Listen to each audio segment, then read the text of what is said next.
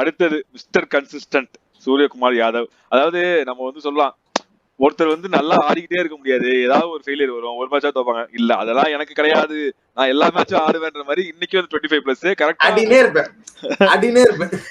அந்த மாதிரிதான் இன்னைக்கு கரெக்டா 25ல ஒரு விக்கெட் சான்ஸ் கொடுத்தாரு, அதையும் விட்டானுங்க.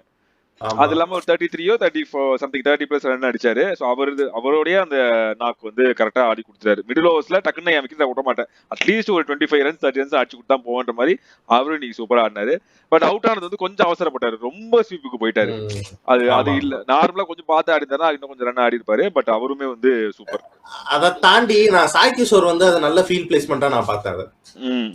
அவர் பால கண்டிப்பா ஸ்வீப் தான் ஆட முடியும். 2 பிளேயர் அங்க வச்சிருந்தாரு, அதாவது டீப் ஃபைன் லெக்கும் வச்சிருந்தாரு, டீப் ஸ்கொயரும் வச்சிருந்தாரு, ஸ்கொயர் லெக்கும் வச்சிருந்தாரு, 2மே வச்சு போட்டாரு. சோ லைக் ஏதோ ஒண்ணு நீ ஸ்வீப் பண்ணா அந்த 2 இடத்துல தான்டா கேட்ச் தான்டா உனக்குன்ற மாதிரி அவர் போட்டாரு. அதே மாதிரி விக்கெட் வந்தது.